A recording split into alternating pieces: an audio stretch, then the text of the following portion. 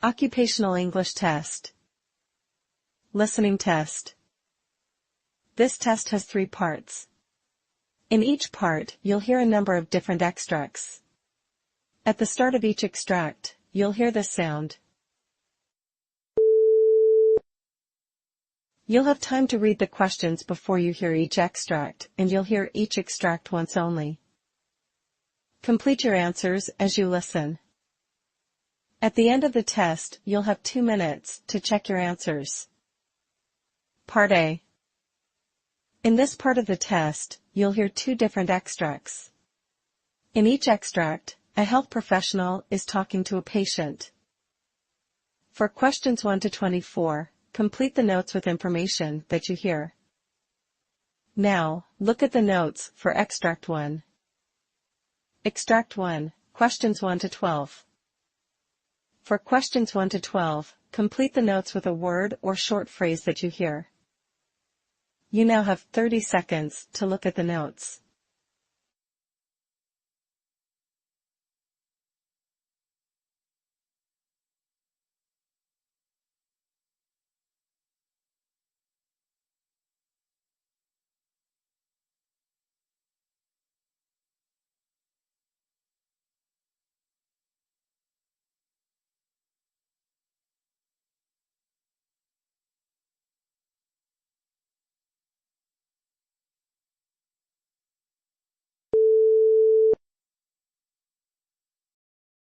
I came in because the pain's been unbearable lately, and it's really affecting my daily life. I've had back problems for years, ever since my surgery back in '68, where they removed a disc from my L5. It's never been the same since then, and now it feels like it's just getting worse with age. I understand that must be very difficult. Can you describe your current pain and how it affects your daily activities?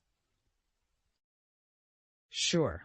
The pain is mostly in my back and my SI joints. It's a mix of dull throbbing and sharp stabs that just come out of nowhere. The sharp pains are particularly bad when I try to move around, making it hard to even walk sometimes. I have to use a cane, and dressing myself has become a real challenge. Just the other day, I couldn't bend over to tie my shoes because of the pain. And if I stand or walk for more than a few minutes, it just gets unbearable. That sounds extremely challenging. You mentioned using a lumbar belt at night. Does that help at all? It does help a bit, actually. It seems to take a little pressure off and gives me some relief, but it's not enough. I'm not on any pain meds right now because I stopped taking naproxen after the prescription ran out. I've been trying to manage without it, but some days are just really tough. I see. And how about your sleep and overall mobility? Sleep has been rough. I barely get a few hours before the pain wakes me up, and I have to shift around to try and get comfortable again. Mobility is just as bad. I need the cane to walk, and even with it, I feel unstable. The numbness in my toes doesn't help either. It's like they tingle all the time unless I take my socks off, which is just weird. Have there been any changes or anything new in your symptoms recently? Well, the numbness in toes is relatively new, and the sharp pains seem to be happening more frequently. It's not just in my back now. I get these sudden jolts in different parts of my body without any warning. And regarding your medical interactions, have you discussed these new symptoms with any other healthcare providers recently? Yes, I saw a doctor about it, and they prescribed some blood pressure medication and something to help me sleep, but nothing specifically for the pain. We did some blood tests too, and I've been scheduled for an MRI and some X-rays to see what's going on with my spine now. It's good that you're having those tests done. It will give us a clearer picture of what's happening and help in managing your condition more effectively. Have you considered any other forms of treatment or intervention? I'm open to options. The doctor mentioned trying physical therapy and maybe a sleep study because of my snoring and poor sleep. I just want something that will give me a more permanent solution. I'm even willing to consider surgery if it means getting my life back. That's understandable. Let me go over your current clinical values and then we can discuss the next steps in your treatment plan. Your blood pressure today is 158/92, which is a bit high. Your heart rate is stable at 78 beats per minute, and your respiratory rate is normal at 16 breaths per minute. Your recent lab results show that your kidney function is stable, but we'll keep an eye on your creatinine and BUN levels. Your blood glucose and cholesterol are slightly elevated, and your thyroid levels suggest that we need to adjust your medication. Your vitamin D is low, which is common in individuals with limited mobility and could be contributing to your pain and muscle weakness. What do you suggest we do moving forward? First, we'll proceed with the MRI of your spine and the scheduled X-rays. This will help us assess the extent of any structural changes or issues that might be contributing to your pain. Based on the results, we can consider whether a new or adjusted medication regimen might be appropriate, and I would recommend starting on a vitamin D supplement to address the deficiency. Physical therapy is definitely a good option as it can help strengthen your muscles and improve your mobility, which might reduce the pain. We'll also plan for a follow-up appointment to review all your test results and discuss potential surgical options if necessary. Thank you, doctor. I appreciate your help. It's been tough, but I'm hoping we can find a way to manage this pain better. Absolutely. We'll do everything we can to improve your quality of life. I'll make sure we follow up closely on your tests and treatments. Let's plan to meet again after your MRI.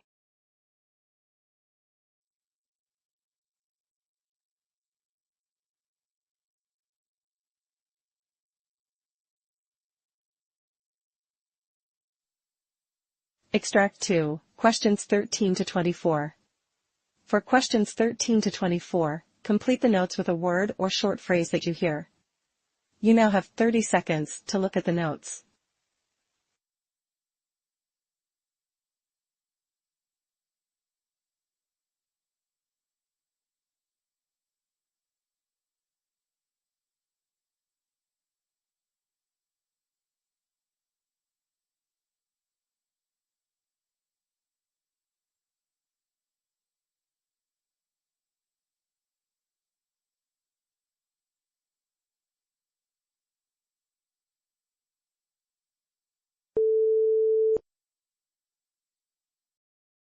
Doctor, I've been quite anxious about the recent findings of my lung nodules. I had cancer once, and although it was a long time ago, it's still fresh in my mind. That's making me worry about these nodules a lot. I can understand why you'd be worried, especially with your past medical history. It's important we address this carefully. Can you tell me more about any symptoms you might have experienced recently? Well, apart from the usual issues with my diabetes and neuropathy, I haven't noticed anything specific that could be related to my lungs. But my feet have been bothering me more than usual, and my blood sugars have been erratic. Sometimes it feels like everything is just piling up. Let's go through everything step by step. How has your diabetes management been going, particularly with your insulin adjustments? It's been challenging. I was on 30 units of insulin glargine, but my doctor adjusted it to 32 units recently because my fasting sugars were consistently high. My last few readings in the morning have been between 135 and 140 milligrams Bel-Ehlers, which is higher than what we aimed for. I've also been seeing a nutritionist to manage my weight, which has been fluctuating a lot. Weight management is crucial in diabetes control. How about your diet? Have there been any significant changes or difficulties? Yes, actually. The dietary changes are not always easy to keep up with, especially when my appetite varies so much. It's a balancing act with what I should eat, keeping my weight in check, and managing my blood sugar levels. And on top of that, my neuropathy makes it hard to stay active. That sounds quite challenging. You mentioned earlier some issues with your feet. Yes, the peripheral neuropathy has been worse lately. My feet are constantly numb and sometimes painful. It's affecting my daily activities. I've been to a podiatrist for this before, and I use gabapentin, which was recently adjusted, but the discomfort is still significant. It's important to manage that pain effectively so it doesn't restrict your daily activities too much. I noticed you're also on terazosin, simvastatin, aspirin, and a few other medications. How have you been managing these? To be honest, it's getting confusing. The terazosin was prescribed, but I'm not entirely clear on its purpose anymore. As for the aspirin, I'm worried about having to stop it if surgery for the lung nodules becomes necessary. We'll definitely review all your medications today to ensure everything is clear and appropriate for your current health needs.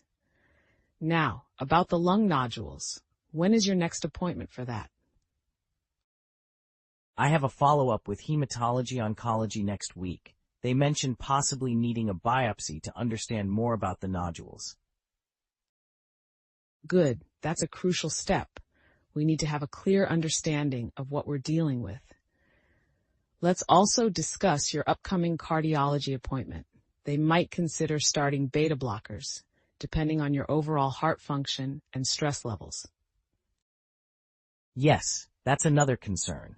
There's just so much going on, and sometimes it feels overwhelming, especially with my partner and I trying to keep track of all these appointments and what each medication is for. I'll make sure today we clear up any confusion and align your treatment plan correctly. Now, let's review your recent labs and clinical findings to see how we can optimize your treatment going forward. Based on your current symptoms and the medical history you've provided, here's what we have from your recent evaluations. Your blood pressure is stable at 130/85 mmHg, and heart rate is normal. Your respiratory and heart functions appear stable from the EKG and chest X-ray, though the nodules need further investigation. Your diabetes control needs tighter management given your hemoglobin A1C is at 8.8%, which is higher than our target. Your kidney and liver functions are within acceptable ranges, but we'll continue monitoring them closely due to your medications. For the neuropathy, we'll continue with the medication, and I'll adjust the dose to better manage your pain. As for your insulin, we might need to tweak it further, depending on your daily blood glucose readings and the results of your upcoming tests. We will schedule your labs before any surgical intervention to ensure your comprehensive health status is up to date. I'll also coordinate with your cardiology and oncology teams to ensure they have all the information for your upcoming appointments. Regarding the medications, I'll clarify each one with you today and make sure you and your partner feel confident in managing them.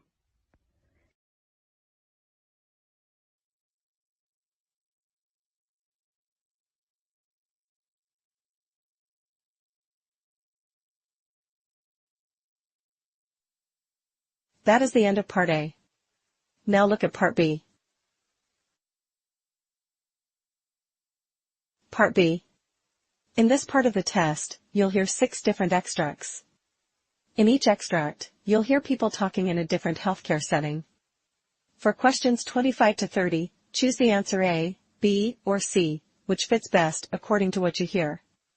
You'll have time to read each question before you listen. Complete your answers as you listen. Now look at question 25.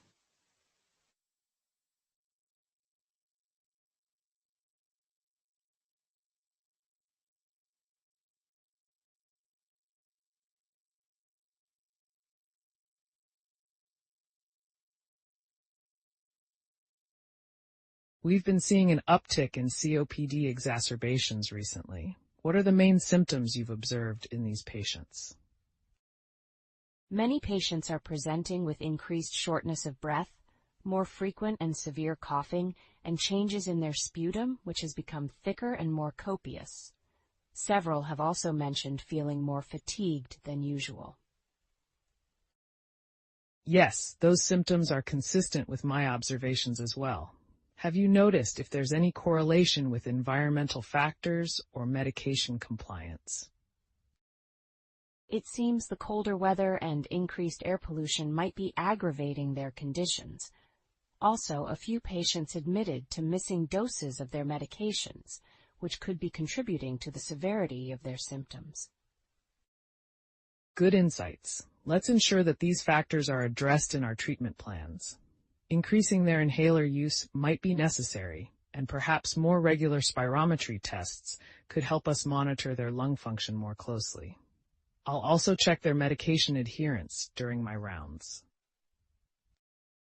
I will coordinate with the respiratory therapist to optimize our approach and ensure all patients receive tailored care based on their current symptoms and overall health status.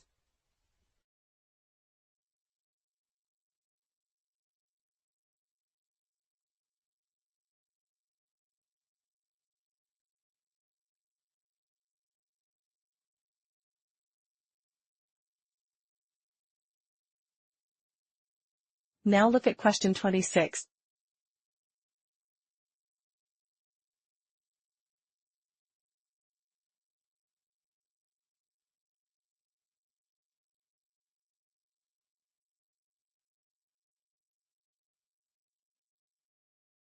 Good morning, everyone. Today I'm here to talk about managing polypharmacy among our elderly patients. As you are aware, older adults often require multiple medications, which increases the risk of drug-drug interactions and side effects. One effective approach is to conduct regular medication reviews.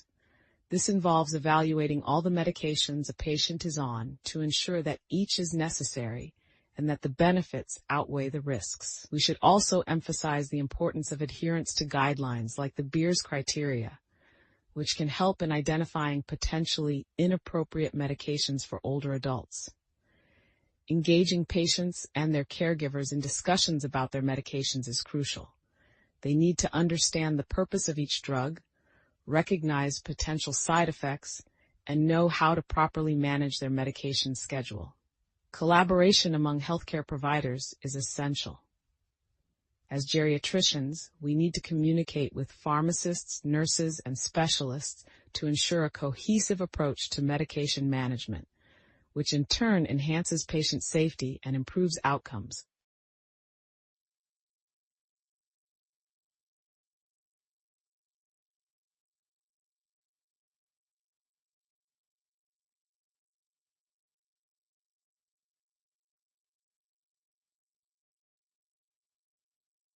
Now look at question 27.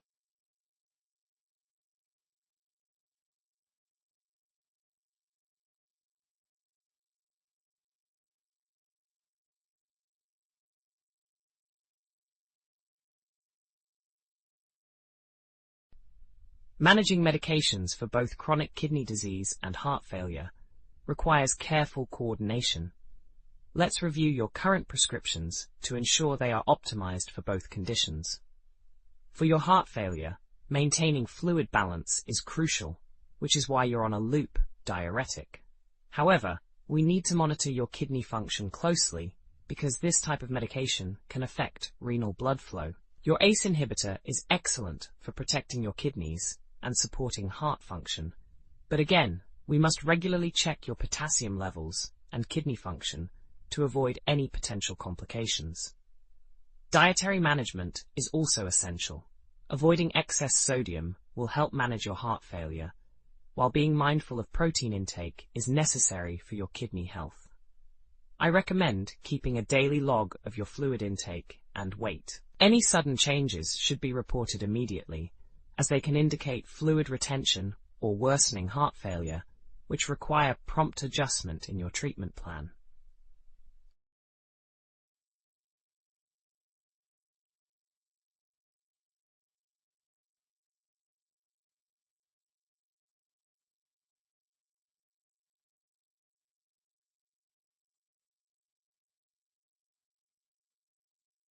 Now look at question 28.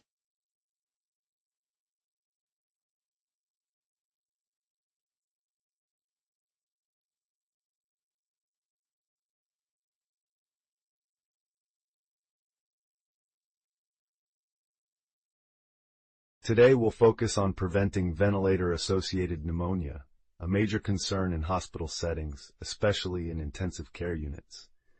One fundamental measure to avoid this is to maintain strict hand hygiene among healthcare staff. In addition, we need to ensure that all equipment is sterilized properly before and after use to prevent bacterial transmission.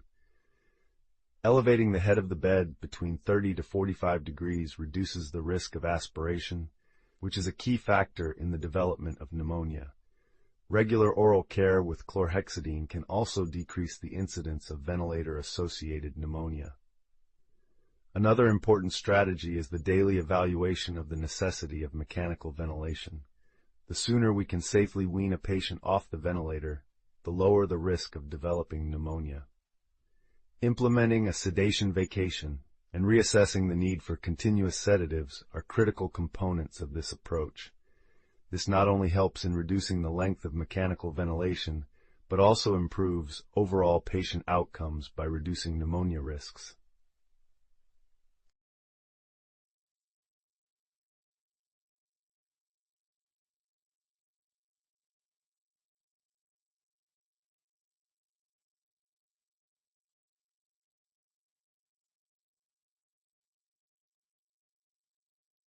Now look at question 29.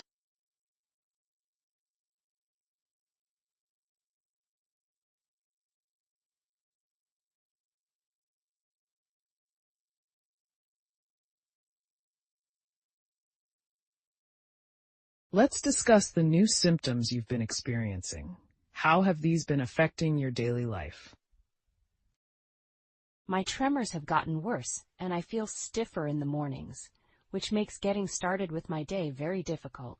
My movements are slower, and I've noticed that my balance is off too. It sounds like your Parkinson's symptoms are progressing. We might need to adjust your medication regimen. Have you been able to take your medication on time every day? I try to, but sometimes I forget the afternoon dose. I've noticed that my symptoms seem more pronounced on those days. Consistency with medication is crucial for managing Parkinson's effectively. Let's explore using a medication dispenser or setting alarms as reminders. Additionally, I would like to schedule some physical therapy sessions to help with your mobility and balance.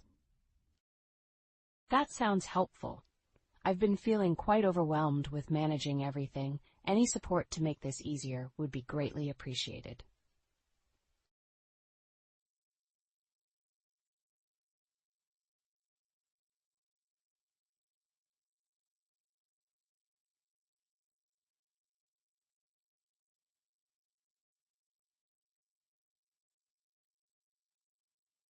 Now look at question 30.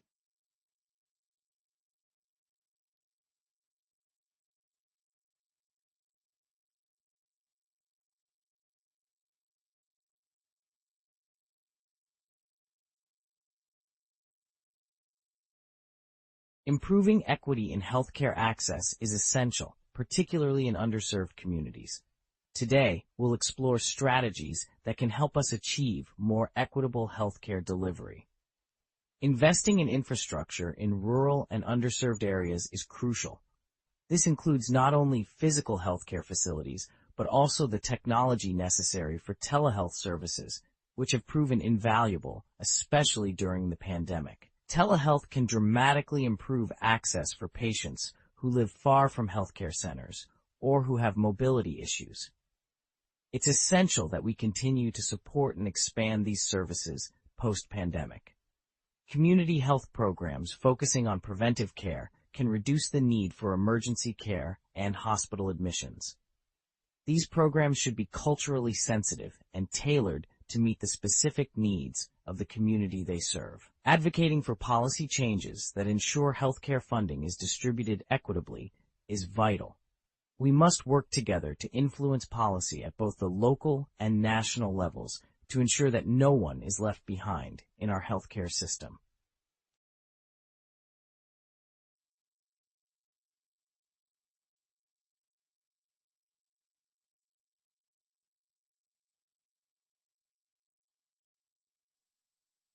That is the end of Part B.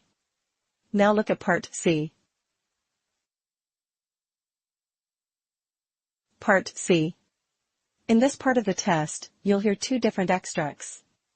In each extract, you'll hear health professionals talking about aspects of their work. For questions 31 to 42, choose the answer A, B, or C, which fits best according to what you hear. Complete your answers as you listen. Now look at extract 1.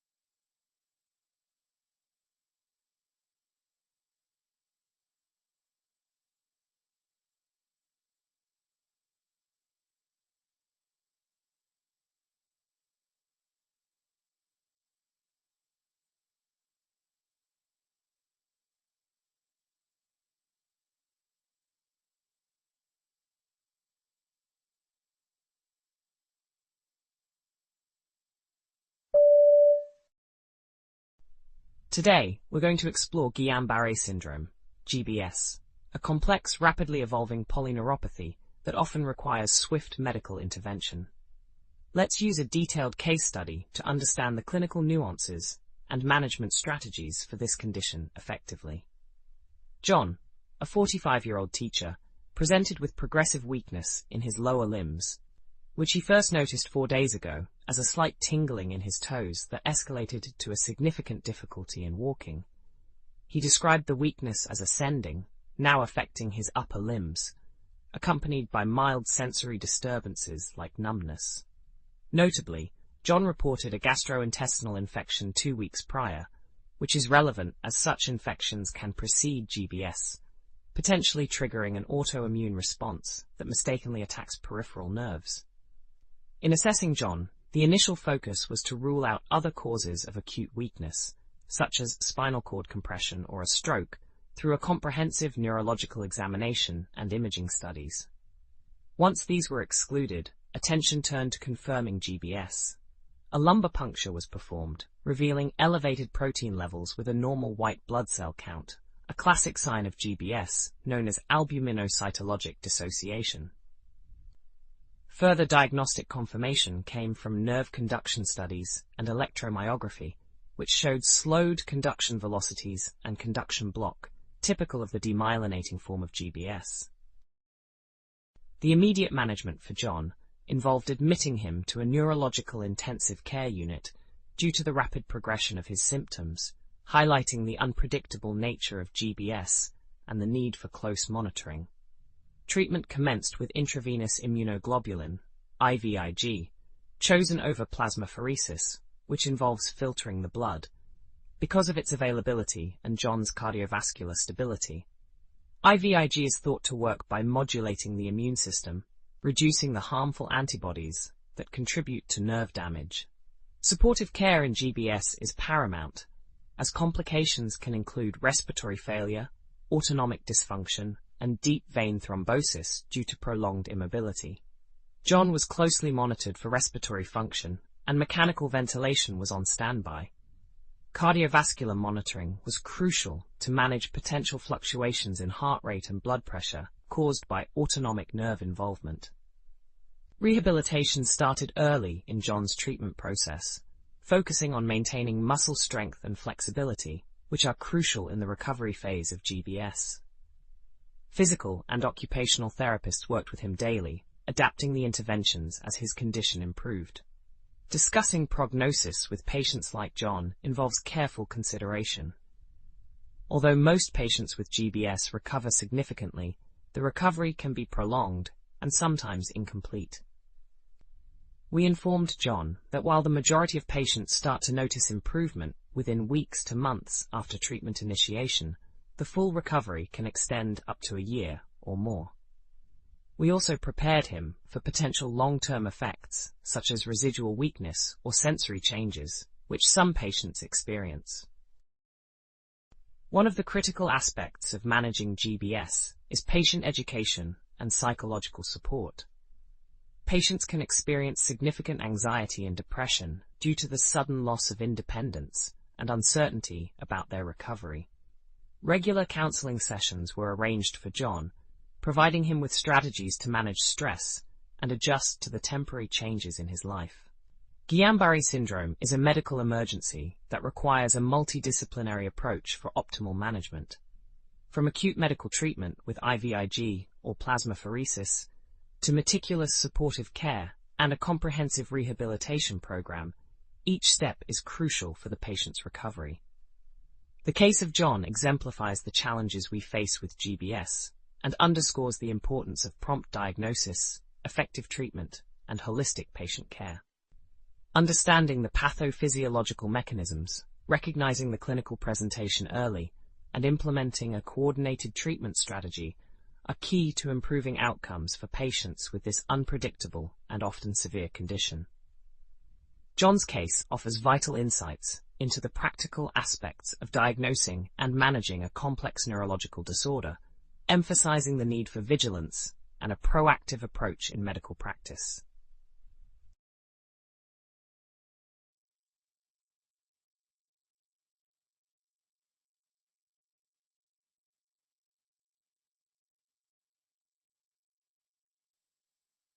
Now look at Extract 2. Extract 2, questions 37 to 42. You now have 90 seconds to read questions 37 to 42.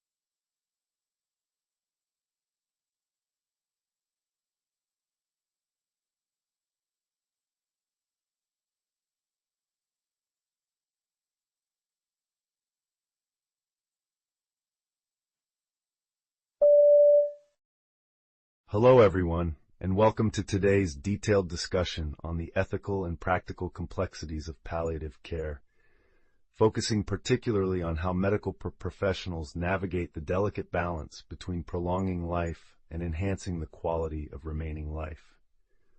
Our conversation today is centered around a case study that illustrates these challenges vividly, featuring Mr. Thompson, a 78-year-old patient with advanced pancreatic cancer.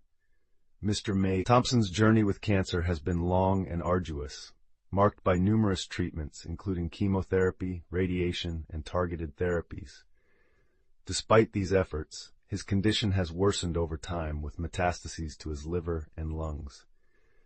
Importantly, Mr. Thompson has reached the decision point where he prefers to avoid further aggressive treatment that might extend his suffering without providing substantial benefit. This decision highlights a critical aspect of palliative care, aligning medical interventions with patient values and preferences. The ethical framework guiding decisions in palliative care encompasses four principal tenets: autonomy, beneficence, non-maleficence, and justice. Each plays a crucial role in how care is structured and delivered in cases like Mr. Thompson's. Autonomy demands respect for Mr. Thompson's right to make informed decisions about his care, emphasizing the need for clear and open communication about his treatment options and likely outcomes. Beneficence compels the care team to act in the best interest of Mr. Thompson, striving to maximize benefit while minimizing harm. Non-maleficence is the commitment to do no harm, guiding the team to avoid or minimize interventions that could potentially lead to unnecessary suffering.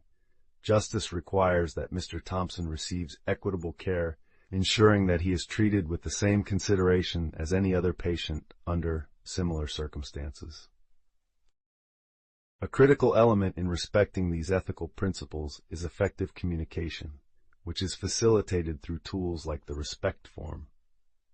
This form serves as a structured means for Mr. Thompson to articulate his preferences regarding end-of-life care, ensuring that all medical decisions are guided by his personal values and desires. During consultations, Mr. Thompson expressed a clear desire to focus on quality of life rather than aggressive treatments with unlikely benefits. This discussion, documented via the respect form, includes his consent to receive palliative measures aimed specifically at pain management, symptom control, and maintaining comfort. This approach not only respects his autonomy, but also aligns with beneficence by prioritizing interventions that provide the most quality to his remaining life. Implementing Mr. Thompson's preferences requires a nuanced approach known as anticipatory care planning. This strategy involves preparing for future healthcare needs and potential emergencies, ensuring that any medical intervention aligns with the patient's current health status and his articulated care preferences. For Mr. Thompson, this means his care plan includes regular assessments by pain management specialists, nutritional support to manage weight loss and energy levels, and arranging for hospice care services that can provide comprehensive support in a comfortable environment. Anticipatory care planning is not a one-time effort, but a dynamic process that needs regular updating to adapt to the patient's evolving condition. As noted in the Harvard Health Policy Review, continuous dialogue is essential, allowing the care team to remain aligned with the patient's changing needs and preferences. This is particularly important in palliative care, where patients' health status can change rapidly, necessitating quick adjustments to the care plan. Furthermore, engaging in these discussions early in the disease trajectory, ideally before the patient's condition deteriorates significantly, can improve outcomes by ensuring that patient preferences are clearly understood and respected throughout the course of their care. This proactive approach minimizes the risk of crisis-driven decisions that may not fully align with the patient's wishes. In Mr. Thompson's case, the care team regularly revisits his care plan to discuss any new symptoms or changes in his condition. These discussions are crucial for ensuring that the care provided continues to align with his values and desires, particularly as he nears the end of life. It is also an opportunity to reassess the effectiveness of pain management strategies and the overall approach to symptom control, ensuring that Mr. Thompson remains as comfortable as possible. The care of Mr. Thompson exemplifies the complex interplay between medical ethics, patient preferences, and clinical practice in palliative care. By adhering to ethical principles and employing structured communication tools like the respect form, healthcare providers can ensure that they respect and fulfill the patient's wishes to the greatest extent possible, enhancing the patient's quality of life as they navigate the final stages of life. Thank you for joining this in-depth exploration of palliative care ethics. It's a topic that challenges us to think critically and act compassionately, always putting the patient's values and quality of life at the forefront of care decisions.